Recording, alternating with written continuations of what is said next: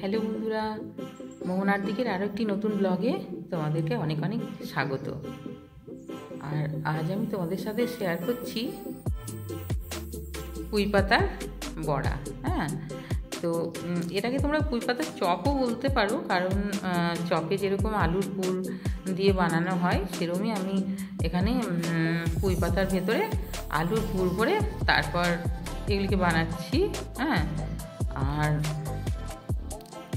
নিরামিষ দিনগুলিতে কিন্তু এই ধরনের একটা বড়া হলে তাহলে কিন্তু আর কিছু লাগে না। হ্যাঁ, ভাত ডালের সাথে এই ধরনের একটা বেশ বড়া হলে গরম গরম আর কিচ্ছু লাগে না। আমাদের তো লাগে না, এবারে অন্যদের কথা আমি বলতে পারবো না।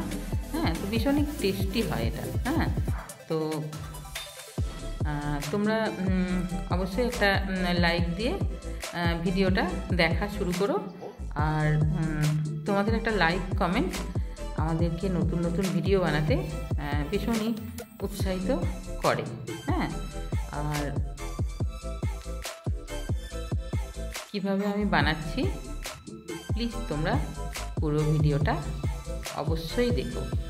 হ্যাঁ, দেখো, প্রথমে আমি পুরটা বানিয়ে নিচ্ছি। তার জন্য তেল গরম করে তার মধ্যে দিয়ে দিয়েছি পেঁয়াজ কুচি, তারপর দিয়েছি এখানে জিরে, গোটা জিরে ফোড়নে দিয়েছি। আর দিয়েছি 5 ফোড়ন। আর 5 ফোড়নটা দিলে কি বলো তো, এই পুরটার মধ্যে একটা খুব সুন্দর টেস্ট আসে। জিরে ভাজার তো একটা সুন্দর গন্ধ আছে। দিয়ে তারপর এগুলিকে একটু ভাজা ভাজা হয়ে গেলে তারপর এর মধ্যে দিয়ে দিচ্ছি হলুদ গুঁড়ো আর দিচ্ছি আন্দাজ মতো নুন। হ্যাঁ, নুন দিয়ে তারপরে নুনটা কিন্তু একটু বুঝে শুনেই দিতে হবে, কারণ যেহেতু বেসনের যখন আমি ব্যাটারটা বানাবো সেটাতেও নুনটা দেবো আমি। হ্যাঁ, তো তারপরে দেখো এর মধ্যে আমি দিয়ে দিচ্ছি মশলা বলতে কি জিরে ধনে বাটা আছে। হ্যাঁ, আর খুব সামান্য একটু আদা রসুনের পেস্ট, মানে খুব বেশি মশলা কিন্তু এখানে দিতে লাগবে না। হ্যাঁ, যেহেতু ফোড়নে আমি দিয়েছি 5 ফোড়ন আর জিরে। হ্যাঁ, তারপর দেখো মশলাটা কষানোর পরে যে আলুটা সেদ্ধ করে রেখেছিলাম সেটা ম্যাশ করে দিয়ে দিয়েছি। হ্যাঁ, দিয়ে তারপরে খুব ভালো করে এটা মশলার সাথে একটু ভাজা ভাজা করে নেবো। আর এটা বেশ একটু শুকনো শুকনো যাতে হয়ে যায় ততক্ষণ পর্যন্ত কিন্তু এটা ওয়েট করতে হবে।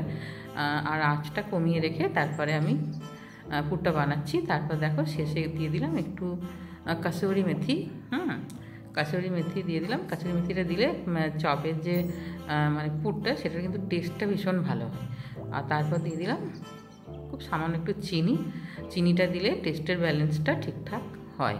হ্যাঁ, আর পুরটা কি বলো তো, পুরটার কাছেই সব কিছু। হ্যাঁ, এবার পুরটা যত ভালো হবে বড়াটা কিন্তু তত টেস্টি হবে।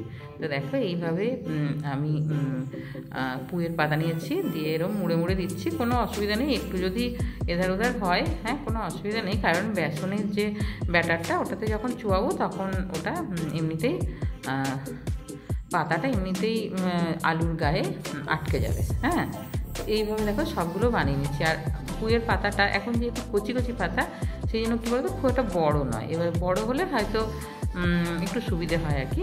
হ্যাঁ, যে কোনো বড়াতে তো পুঁইয়ের পাতাটা কচি আছে, আর সেই কচিটা এটা কিন্তু ভীষণই টেস্টি হবে। হ্যাঁ, তো এইভাবে আলুর পুরটাকে পাতার মধ্যে দিয়ে আর একটু আমি ফোল্ড করে নিচ্ছি। এটা কিছুই না, এটা খুবই সহজ। আর যে কেউ বানাতে পারবে এটা। আর এইভাবে এগুলিকে বানিয়ে নিয়েছি।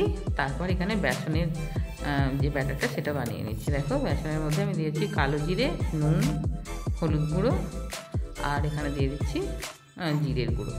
হ্যাঁ, দিয়ে তারপরে শুকনো উপকরণগুলি খুব ভালো করে মিশিয়ে নিচ্ছি। তারপর এখানে অল্প অল্প জল দিয়ে দিয়ে ব্যাটারটা বানিয়ে নেব। আর ব্যাটারটা একটু বুঝে শুনেই করতে হবে, কারণ খুব বেশি মোটা হয়ে গেলে না ব্যাটারটা কী বলো তো, মানে পুঁই পাতার যে সুন্দর টেস্টটা না সেটা তখন কভার হয়ে যায়। পুঁই পাতাটা পুরো কভারও কিন্তু করা যাবে না। হ্যাঁ, একটু একটু পুঁই পাতা যাতে দেখা যায় সেরকম হলে কী বলো তো টেস্টটা খুব ভালো হবে। আর পুঁই পাতাটা তখন লাল লাল করে ভাজাও হয়ে যাবে। হ্যাঁ, তো দেখো তেল গরম করে আমি ওই ব্যাটারে চুবিয়ে একটু একটু ছেড়ে যাচ্ছে, ওতে কোনো অসুবিধা নেই। ওটা পরে কিন্তু আবার বেসন ওই বড়ার সাথে লেগেই যায়। হ্যাঁ, তো তারপর দেখো এই যে চুবিয়ে চুবিয়ে তারপরে আমি তেলের মধ্যে দিয়ে দিচ্ছি।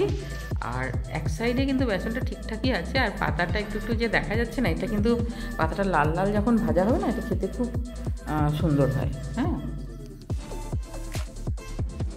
এইভাবে প্রথমে যতগুলো ধরাবে ততগুলোই আমি দিচ্ছি, তা না হলে উল্টাতে তখন ভীষণই অসুবিধা হবে। হ্যাঁ, আর পরে যেগুলো বাকি আছে সেগুলো পরের বারে দেব। তো এইভাবে দেখো উল্টে পাল্টে আঁচটা কিন্তু মিডিয়ামে রেখে আমি এটা বানাচ্ছি। হ্যাঁ, আঁচটা খুব একটা বাড়ানো যাবে না। আর তবে পুঁই পাতা সেদ্ধ হতে তো বেশিক্ষণ লাগে না, তবে আঁচটা একটু লো টু মিডিয়ামে রাখলে কী বলো তো, মুচমুচে ব্যাপারটা ঠিকঠাক হবে আর কি। হ্যাঁ, যেহেতু এখানে আমি খাবার সোডা দিইনি, এবার কী বলো তো, রোজকার খাবারে না খাবার সোডা দিয়ে বানানোটা আমি পছন্দ করি না। হ্যাঁ, এটা একটু মানে রেখে রেখে ভেজে নিলে, ধীরে সুস্থে ভাজলে এটা এমনিতেই মুচমুচে ব্যাপারটা চলে আসবে। হ্যাঁ, তো সেই জন্য আর কি। আর তা না হলে হয়তো খাবার সোডাটা দিয়ে দিলে তাহলে মুচমুচে ব্যাপারটা খুব সহজেই চলে আসে, কিন্তু খাবার সোডাটা আমি পছন্দ করি না দেওয়া। প্রত্যেক দিনের খাবারে কী বলো তো, খাবার সোডাটা ওই স্পেশাল কোনো খাবার বানালাম সেটাতে ঠিক আছে। তো এবারে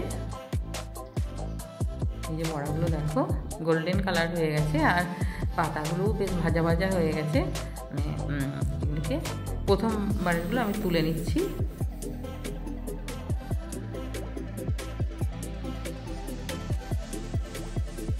তুলে নিয়ে তারপরে বাকি যেগুলো আছে সেগুলি দিয়ে দিচ্ছি। হ্যাঁ, তো এমনিতে কি বলো তো, এই পুঁই পাতার ভেতরে আরও অনেক কিছু দিয়েই কিন্তু এটা বানানো যায়। আজকে যেমন আমি আলুর পুর দিয়ে এটা বানিয়েছি, এটা কিন্তু চিংড়ি মাছ, হ্যাঁ ছোটো সাইজের চিংড়ি মাছ দিয়েও কিন্তু এটা হয়। হ্যাঁ, সেটাও আবার ভীষণই টেস্টি হয়। তো সেটাও আমি তোমাদের সাথে একদিন বানাবো, তখন তোমাদের সাথে শেয়ার করবো। হ্যাঁ, আর যদি কেউ চুনো মাছ দিয়ে করে সেটাও কিন্তু হবে। আর পুঁই পাতার যে একটা সুন্দর টেস্ট আছে না, আমি জানি পুঁই পাতাটা সকলেই পছন্দ করে। হ্যাঁ, এবারে পুঁই পাতার যে একটা সুন্দর টেস্ট আছে, সেই জন্য বড়াটা মানে ভীষণই টেস্টি।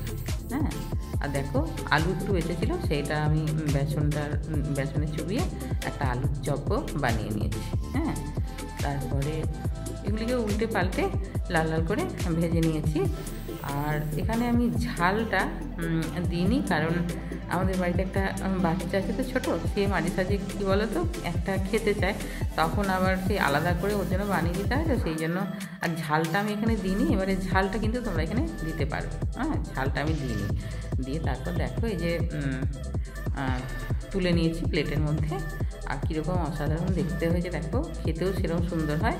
হ্যাঁ, ভাত ডাল তার সাথে এরকম একটা পুঁই পাতার যদি বড়া থাকে, আলুর পুর ভরা পুঁই পাতার বড়া, তাহলে কিন্তু আর কিচ্ছু লাগবে না। হ্যাঁ, তো আমার এই রেসিপিটি যদি তোমাদের ভালো লাগে তাহলে অবশ্যই একটা লাইক দিয়ে দিও, কমেন্ট করো।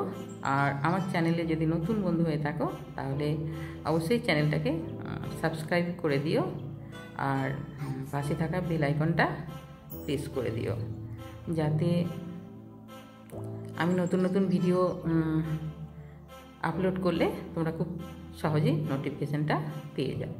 হ্যাঁ, আর বাচ্চারা তো এই বড়াটা মানে ভীষণই পছন্দ করবে। হ্যাঁ, অনেক সময় বাচ্চারা কি বলো তো, শাক পাতা তো খেতে চাই না, সবজিও খেতে চায় না।